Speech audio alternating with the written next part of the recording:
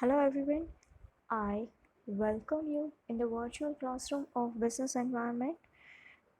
We are discussing unit number 4, public finance, and in that we are discussing the objectives of fiscal policy.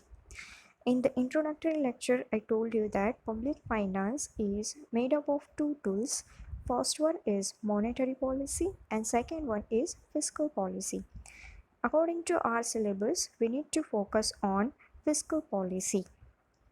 In last lecture, we have completed two objectives of fiscal policy, that are to increase the process of capital formation and the second objective to increase national income. And now in this lecture, we will complete the remaining objectives of fiscal policy. As we have seen in last lecture that fiscal policy helps in increasing the process of capital formation. Capital formation simply means to create a capital within an economy. We have seen the steps for capital formation. Four steps are there. Then we have seen to increase national income, and we have also seen that what steps can be taken by government for increasing national income. And now we are moving towards the third objective, that is controlling inflation. In another words, you can say it as a economic stability. Another word also you can say for this is controlling recession as well. But economic stability will be much suitable because it includes both controlling inflation and controlling recession. Let us see in detail. International cyclical fluctuations cause variations in terms of trade, making the most favorable to the developed and unfavorable to the developing economies. You know that international economy is connected with each other. International economy simply means the economies of different countries. As we have the globalization adopted by most of the countries, we can consider the whole world as one economy. Now what is this in globalization we are doing in world trade? We are doing import and export, and due to these trade relations with other countries, the international cyclical fluctuations comes. Means internationally we have inflation and internationally we have recession. It is not limited up to one economy or one country. If inflation is there, it will be normally seen in each and every country. If recession is there, then it is seen in each and every country. You know that in 2008, one of the bank in America got bankrupt, and due to that reason the whole economy was suffering from the recession. Then after that, in present also, the whole economy, the world economy is facing recessionary period. So when recession comes in one nation, it will spread it in other nations. Why? Because we are connected with each other, because we have adopted globalization, because we are having a trading relation with other countries. And when international cyclical fluctuations come, then what will happen? That it will be favorable to the developed countries and it will be unfavorable to the developing countries.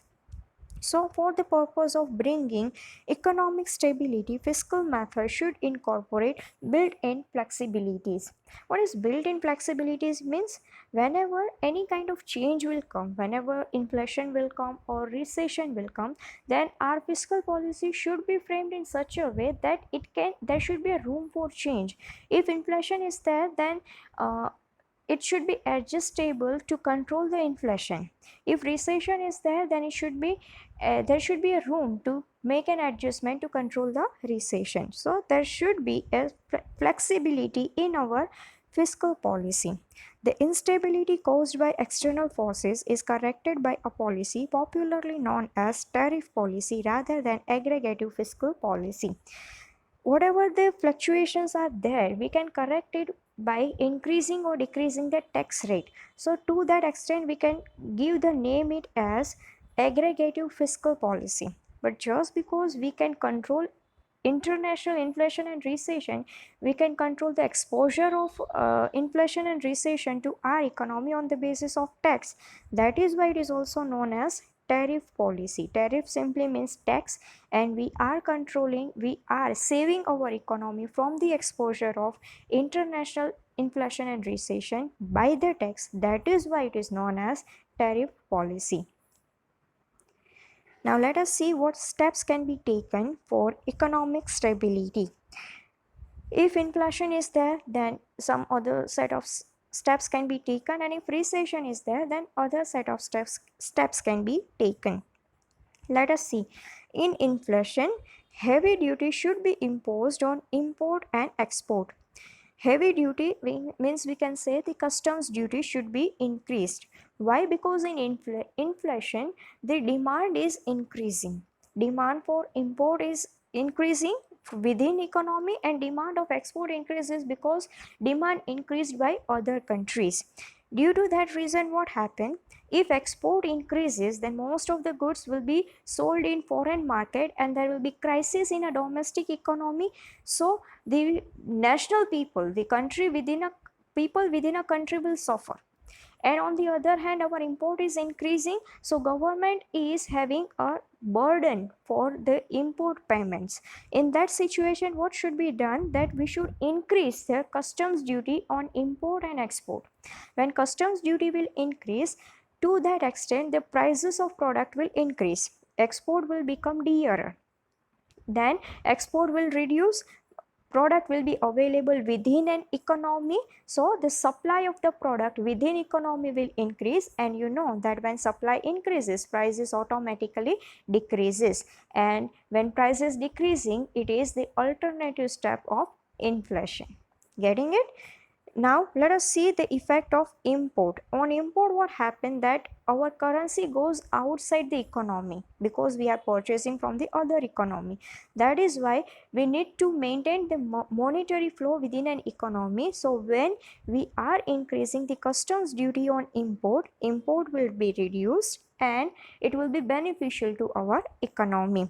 By increasing customs duty, import reduces, export also reduces, so we can say that we are having a decrease or a least relation with the international economy, so that whatever is happening in international economy, we can save our economy from that.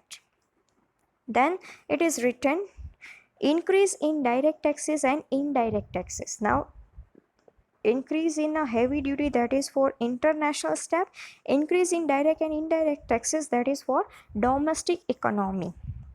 Let us see one by one. In inflation, what happens? That everyone's income is increasing, due to that demand is increasing and supply is less. Demand is increasing and supply is less, so there is a gap, and due to that reason prices of the product increases. Getting it? Now how to correct it? Inflation will be controlled when demand and supply will be matching with each other. If 10 units are demanded, then if 10 units are in supply, then price can be maintained. But if demand is 15 unit and supply is only 10 unit, then definitely the prices of the product will increase. So what to do? If we cannot increase the supply, then we should reduce the demand. If we cannot increase the supply, then we should reduce our demand. If 10 units cannot be increased to 15, then demand of 15 units should be decreased to 10 units. Now how this is possible? By increasing the direct taxes. Direct taxes simply means increasing the income tax. When income tax will increase, the affordability of people will reduce, because the higher bunch of their income will be paid as a tax to the government, so their income will reduce. Secondly, government should increase the indirect taxes. What are indirect taxes? Indirect taxes are the tax on the goods and services. So when indirect taxes will increase, the prices of goods and services will also increase. By increasing direct tax, people's income is reducing, the spending capacity of people reduces. By increasing indirect taxes, the affordability of people reduces, because the product and services are becoming dearer. So due to that reason, demand will reduce and it will match to the supply. Getting it? We are not increasing supply, but we are reducing demand. So that is how we are correcting inflation within an economy. Now let us see what to do in recession. In recession, tax rate should be decreased and deficit financing should be used. It is exact opposite to the inflation. In inflation, we are increasing the tax. So in recession, we should reduce the tax, both direct tax and indirect tax. When direct tax will reduce, people's spending capacity will increase, which will increase demand in our economy. What is the situation in recession? In recession, demand is less and supply is more. Demand is, say for example, 5 units and supply is 10. If supply is exceeding demand, then definitely the prices of product will reduce and everyone's income will reduce. To correct this, what we need to do? We need to increase the demand. How demand can be increased? By reducing direct tax and indirect tax. By reducing direct tax means the income tax rate will reduce. By that way, people's spending capacity will be improved. They will demand more products in our economy. Secondly, indirect taxes should be reduced so that the prices of products and services will reduce and it will become affordable to the people. So both the things are favorable for people, that their income is increasing and the products and services price are decreasing, so they will increase their demand. So demand of 5 unit will increase to 10 units. Supply we are already having 10. So now demand and supply is matching with each other. So this is how we are correcting recession within an economy. The second step is written here, that is deficit financing. See, in recession what happens, that the money supply within an economy is shrinked, it is reduced, there is a lesser money flowing within an economy. So what a government should do? Government should print more money in economy. I know this sounds very ridiculous, but economists says that the injection of 0.5% of deficit financing is good for the economic health of developing country. Developing countries need are increasing and their money supply is less. So by printing new money, money will increase within an economy, but it should be used in a wise way. If you will print too much money, then the value of money itself will reduce, like that happened in Zimbabwe. So 0.5% or maximum 1% should be printed new money within an economy. When we are printing new money, the monetary flow in economy will increase and by that way also recession can be corrected. So these are the steps a government can take for controlling inflation and recession. Now let us see the next objective, that is equal distribution of income. Inequality in wealth persists in such countries as in the early stages of growth, it concentrates in few hands. If we talk about developing countries, when a country is in a developing phase, only few people within an economy, we can say only rich class people, will become the engine of the economy because they have established industries in the economy and they are earning a lot of profit.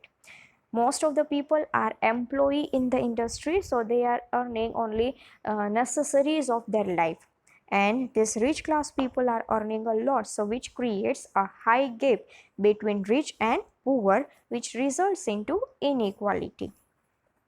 It is also because private ownership dominates the entire structure of economy. That is what I told you, that few of the rich class people, only rich class people will establish industries in an economy. They are earning a lot of profit and remaining population will work as an employee.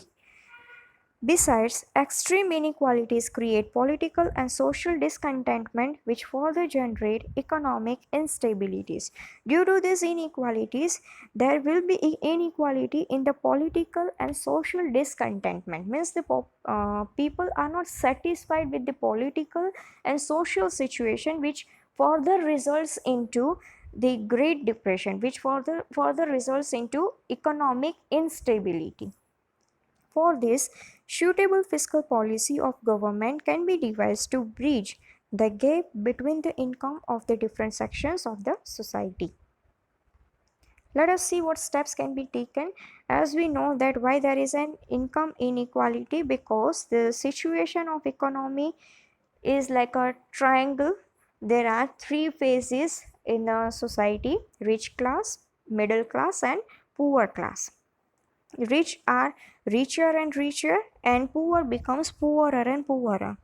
So due to that reason, there is a high gap between rich class and poor class. Generally what happens that the income of the poor class will become the population of the rich class, and the population of poor class will become the income of rich class. Say for example, the poor class's income, the contribution of poor class in the national income is 7%, and the population in the poor class is 51%. Say for example, what happens in a rich class, that the income of the rich class, or we can say the contribution of rich class, is 51% in a national income, and the population in rich class is only 7%. It is exactly opposite to each other. So this shows how huge gap is there between rich class and poor class. So what to do in this situation? We know that difference is between rich class and poor class. So what we need to do, rich class should be imposed with the higher taxes.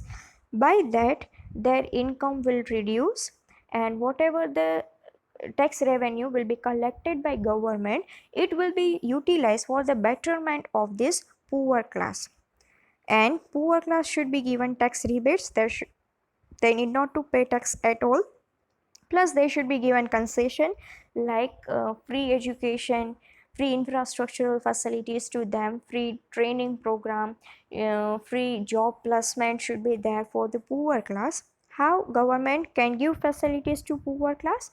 By collecting money from the rich class. If you think logically, that rich class will never itself give their income to the poor class, so here government plays the intermediaries role. Government collects money from the rich class and they give money to the poor class. So what will happen, that rich are sitting above the position and poor are sitting in a middle of the position. Just because poor class is getting the financial facilities from the government, they will switch over to middle class, and government is charging higher tax from the rich class, so rich will shift to the middle class. So all in all, government tries to create the classless society within a economy. So by charging higher tax rate from the rich class and giving tax rebate to the poor class, economic inequalities can be corrected. Then next objective is removal of unemployment. In developing countries, even if full employment is not achieved, the main motto is to avoid unemployment and to achieve a state of near full employment. Every country's objective is to have economic development. When economy can develop, when national income will increase. When national income will increase, if everyone is earning in the economy. Getting it? National income is not a correct picture of economic development, but per capita income is a correct picture of economic development. And when per capita income will increase, when everyone within an economy will earning, and when they are earning, when they are employed. So what is the objective? To have economic development, there should be the full employment within an economy. If we talk about developing countries, then it is quite difficult for them to go for the full employment. If they cannot achieve the full employment, they should be near to full employment. The main motto is to avoid unemployment and to achieve the state of near to full employment. To reduce unemployment and underemployment, the state should spend sufficiently on social and economic overhead. Means state should sufficiently spend behind social and economic infrastructure. These expenditures would help to create more employment opportunities and increase the productive efficiency of the economy. When we are creating the social and economic infrastructure, It will create the employment opportunities within an economy. How this is possible? Let us see. Steps for increasing the employment. A properly planned investment will not only expand income, output, and employment, but will also step up effective demand through multiplier process, and the economy will march automatically towards full employment. Say for example that 50% of the population is earning and 50% is unemployed. Take an example for the sake of simplicity, we are taking this figure. 50% are earning and 50% are not earning. What will happen that when the income of 50% will increase, their spending will also increase. By increasing their spending, it will create a huge demand in an economy, and to meet up this demand, those people who are not earning, they will also start doing business because demand is there. They are sure of selling the product and earning the profit. So out of this 50%, let us assume 25% people started business. So what will happen? Only 25% will remain unemployed. The total employed people are 75%. Now again, by having creating the social and economic infrastructure, by giving tax rebates and the like, if this 75% people is increasing, demand will increase, which will further give employment to this 25% people. So what is happening? There is a multiplier effect. 50% gives employment to 25%, and they collectively gives employment to rest of the 25%. So this is a multiplier effect. Government is not giving employment to this 50% class.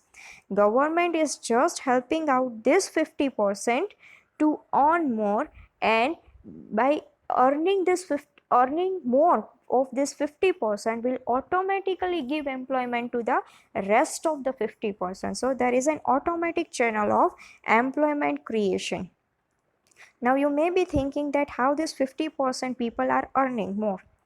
So for example, they are businessmen, and to increase the profit within a business, government most of the time declares tax holidays. You know that in Himachal Pradesh there were 14 years tax holidays. For 14 years, industrialists need not to pay a single penny of a tax.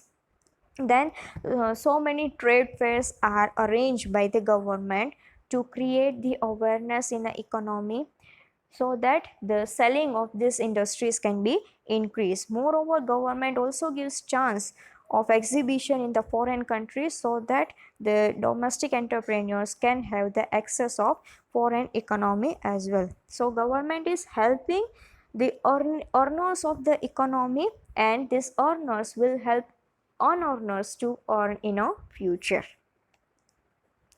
Besides, public investment, private investment can also be encouraged through tax holidays, concessions, cheap loans, subsidies, etc. That is what I have explained: public investment and private investment. Whatever the savings are there in the economy, it should be directed towards investing for productive purpose. There should be given tax holidays, as I told you that there were 14 years tax holidays in Himachal Pradesh. Tax concession should be given. Cheap loans, you know that for startup in India, government is giving the loans to the entrepreneurs in the economy. Subsidies should also be given. Subsidies are the monetary help provided by government to the entrepreneurs. So these are the few steps a government can take to increase employment within an economy. Then next objective is reduction of regional disparities. What is regional disparities? Like income inequalities, country is also suffering from regional disparities. We can have this triangle here also. Some areas, some regions of the country are too much developed, and some areas are underdeveloped. Let us consider in context of state. Some states are too much developed, like Kerala is there, Andhra Pradesh is there. You know that now Andhra Pradesh is considered very good state for ease of doing business. They are getting constantly second time award for having ease of doing business in their state. Gujarat is already a developed state, but on the other hand we are having the Bihar is there, and some eastern states are there, northeastern states, which are considered as underdeveloped states. Some states are too much developed. Due to that reason they are overly populated. Take an example of Maharashtra. You know that Mumbai is considered as a economic capital of country. Capital of our country is Delhi, but economic capital is still considered as Mumbai. And you know that in Mumbai you can get job anywhere, you can earn easily, but you cannot have your own home in Mumbai. It is that much difficult. Why? Because it is overly populated. On the other hand, Bihar, Uttar Pradesh is there. Land wise they are big states, but there are no employment opportunities, so they are underpopulated. The land area is wasted, we can say like this. So what to do in this situation? In concentrated regions, higher tax rates are charged. What are concentrated regions? Where which are overly populated. You know that to live in Mumbai you need to earn too much because the lifestyle is very high. The spending, the products and service available within Mumbai is very dearer. So why? Because higher tax rates are charged there. In the rural areas, attempt can be made to encourage domestic industries by providing them training, cheap finance, equipment, and marketing facilities. Expenditure on all these measures will help in eradicating unemployment and underemployment. We have talked about concentrated regions, that overly populated areas should be charged more. The developed states should be charged higher taxes, and in underdeveloped states, in rural areas, we can say like this, there should be encouragement for establishment of domestic industries. You know that in rural areas lands are cheaply available, and due to that reason government is also giving motivation to purchase land over there, because labors can be easily available there, land is cheaply available. So those who want to start a business, for them this is a suitable area, because the cost of starting business will be less. By providing them training, you know that government is handling training program to give training. We can say like plumbing training is there, carpenting is there, ITI is there, industrial training institution is there, which is giving training to the people to do this skillful work. Cheap finance to start a business. You know that government is giving loan to this entrepreneur. They are also helping in purchasing equipment, and they are also helping in marketing facilities. As I told you earlier, that government held the exhibition, and they are also holding the fairs in which the entrepreneurs can sell their product easily. So government is giving marketing facilities to them. All this will help in eradicating unemployment and underemployment in rural areas. So in rural areas also opportunities will be there of earning. So the place which are overly populated, people from that area will move to the underpopulated area. By that way the population in overly populated area will reduce, and the regions which were underpopulated, they will be having sufficient population. Then seventh and the last objective is to improve the balance of payment. What is balance of payment? Balance of payment is a statement which shows the income inflow and the outflow of foreign currency. A balance of payment is a statement, simply we can say that, where we are recording the export and import. It is not only export and import, but so many other transactions are there. As I told you that it records the inflow of foreign currency and also outflow of foreign currency. If a developing country wants economic growth, it should attain industrialization. You know that when any economy wants to attain the growth, when they want to be economically developed country, they should shift from agriculture to the industries. They need to attain industrialization. And for having industrialization, we need to import machineries and technical knowledge. So for first step, import is increasing. Then in this way, the import goes up. The raw material that were exported till now are utilizing domestic industries. Due to industrialization, domestic industries requirement for raw material will increase. Due to that reason, what happened that in past, if we were exporting any raw material, now they cannot get chance for export. They need to, they will be utilized by satisfying the need of domestic industries. So what will happen? Export will reduce. So export will reduce, resulting into deficit balance of payment. In first step, we have seen import is increasing. In second step, we have seen that export is reducing. Due to that reason, there is a deficit in balance of payment. We can say that income is less and expenditure is more. By export, we are earning, so our earning is less. By import, we are expending, so our expenditure is more, which results into negative balance of payment. To cure the problem, government should increase import duty. What to do when import is more and export is less? Import should reduce and export should increase. So it will be balanced. Now what to do to reduce import? Import duty should be increased. By increasing the tax, the product's price will become higher, so selling will be less. Automatically in import will reduce. On the other hand, we need to increase export, so government should give promotion to the exporters. Government should increase import duty and export should be promoted by tax exemption. So many tax exemptions are given that if you are exporting, then for 5 years you need not to pay any kind of tax to the government.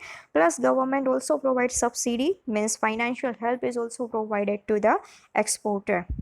This is all about the objectives of fiscal policy. We have seen total 7 objectives, and in this lecture all the objectives got over. From next lecture, we will discuss the tools of fiscal policy. Till that time, have a great day.